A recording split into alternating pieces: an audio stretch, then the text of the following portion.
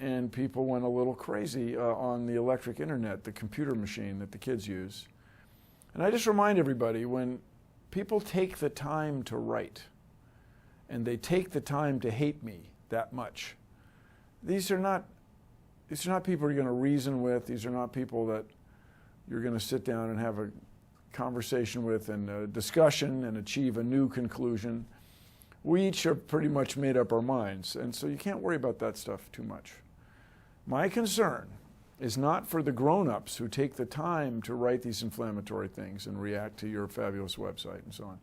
My concern is for the people who are still in school, the people who are the future of the U.S., the future of the U.S. economy, and writ larger, the future of the world's economy. I mean, the United States is so influential. It's the third most populous nation in the world, and it's the nation that sent people to the moon. I mean, it's still a big influence. You can make very strong arguments for South Korea, Japan, huge economies, Brazil doing amazing things. But still, the United States is the leader in this stuff. And so when we exclude a generation of science students, we're headed for trouble.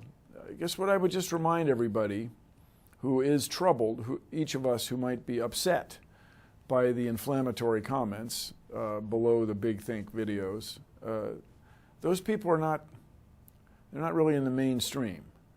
And I will state categorically that if they really believe the Earth is 6,000 years old, they are really wrong about that. And that's not an extraordinary statement.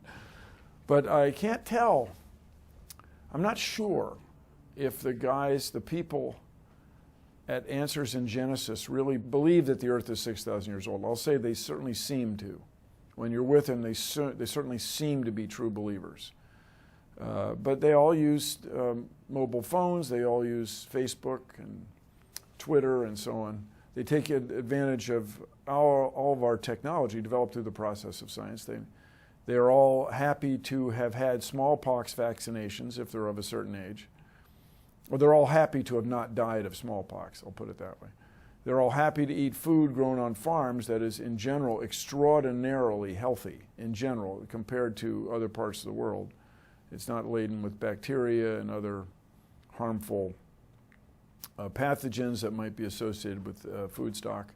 Once in a while we have big trouble here, but the United States food system is a lot better than most places. And they take advantage of all of that. But apparently they don't seem to appreciate the science that led to it all.